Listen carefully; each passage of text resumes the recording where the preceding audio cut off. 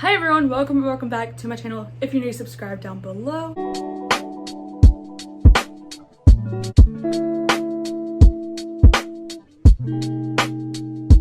Today is the last day of the year and I don't know if I should be happy, scared, like I have no idea. Should I be happy that 2020 is over? Should I be scared that 2021 could be worse? I saw this thing on Netflix and it was like, it was saying something, not word for word, but something about, they'd say it was like chicken shit, but it'd be an offense to chicken and shit. And I was like, yes. I have a bunch of notes, just kidding, I only have 10.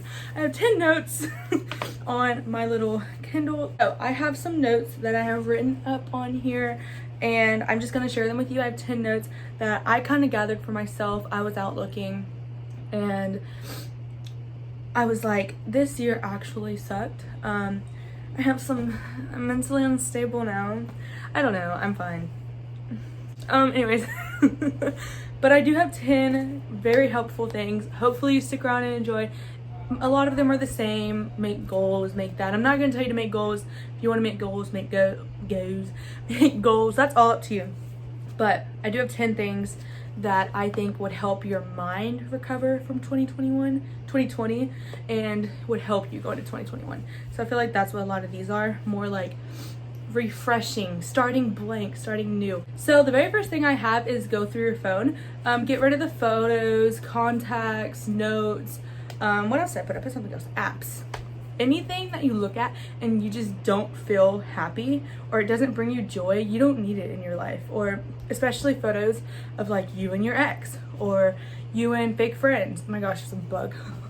Anything that you just look at and it's like that wasn't a good time in my life, delete it.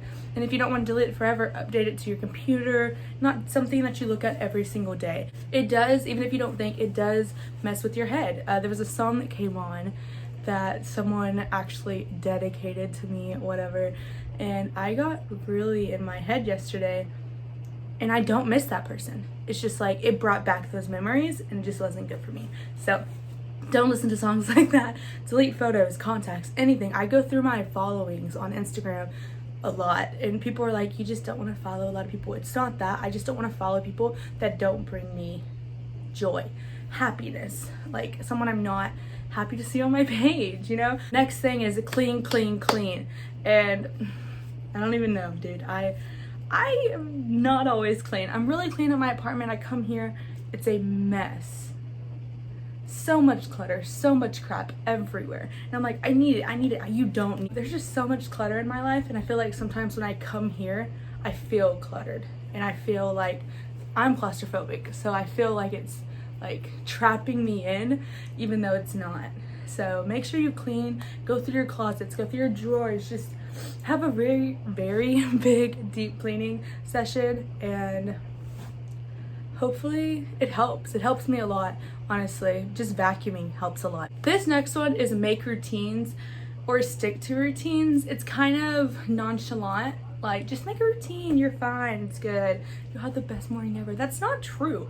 I have a routine. It's very, wouldn't say it's productive, but it's a routine. I wake up, I literally lay there in bed and wait for my coffee. Like, I have to have the urge in my mind, like the only thing that gets me out of bed is coffee.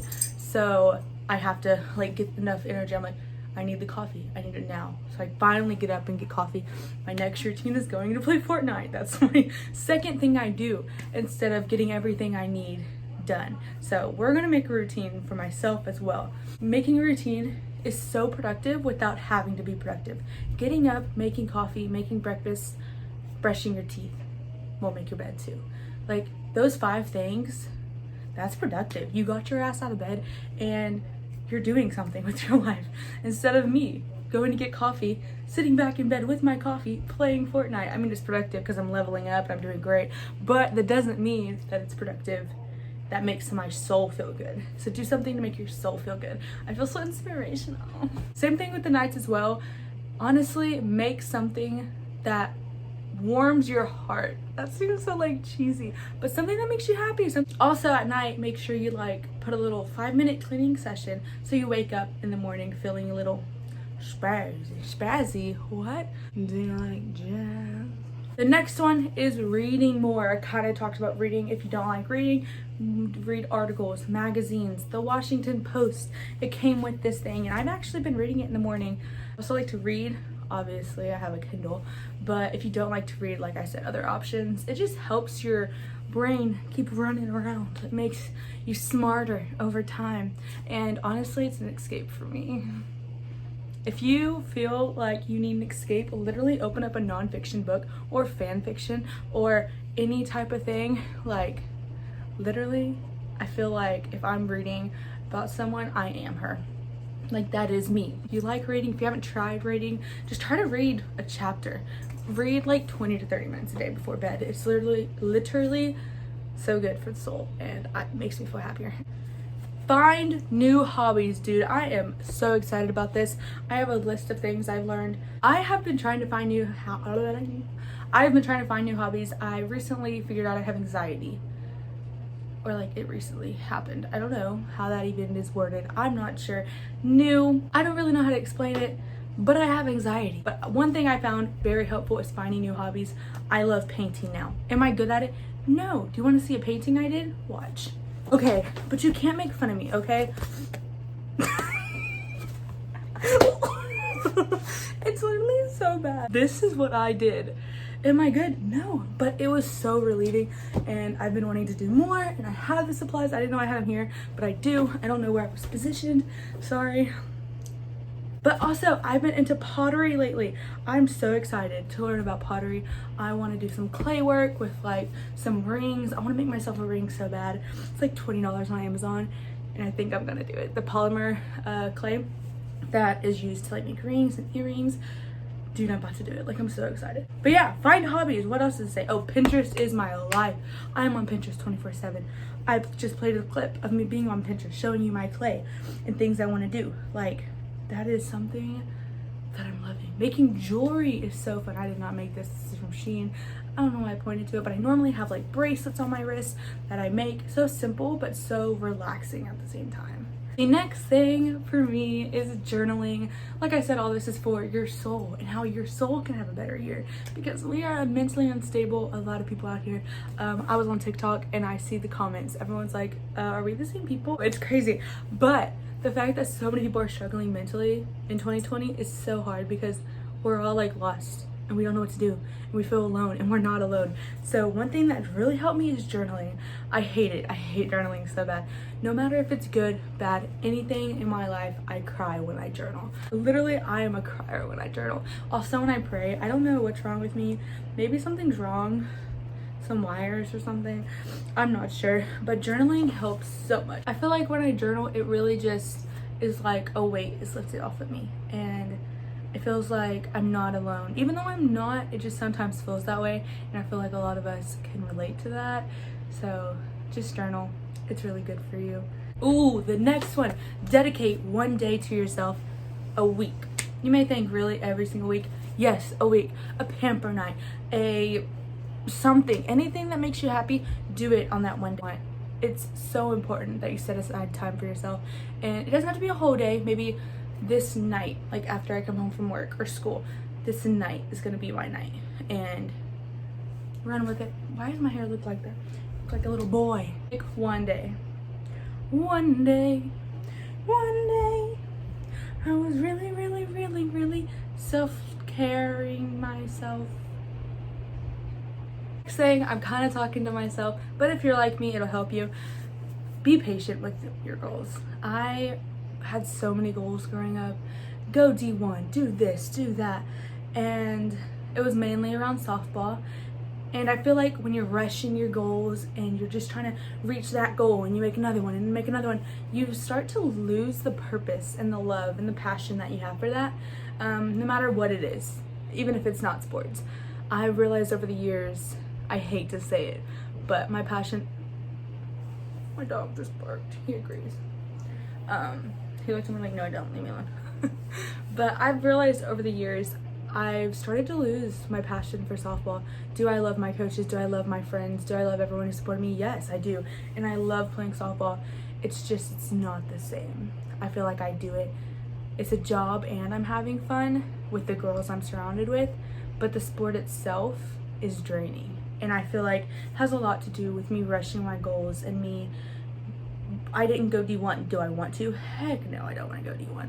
But as a kid, that's like your biggest dream, is to go D1. But I'm really happy where I am. I think the college that I'm going to really helped me like remember I'm a kid playing the sport I love. And I think it brought back a lot of my passion being at the college I am right now. So I'm just saying, whatever goals you have, don't move so fast and try to get everything done, because once you're done, you feel empty. It's like you reached college softball, now what? You reached the highest you can, now what? You don't feel good enough. And I feel like I struggled with that for a little bit with the college softball thing. Like, I'm at college, what's so special? And then my coaches and my friends helped me realize, dude, this is one of the biggest blessings of your life. And I feel like for a little bit, when you're not being patient and you're rushing it, doesn't seem like a big deal. It's like, okay, I'm here, now what?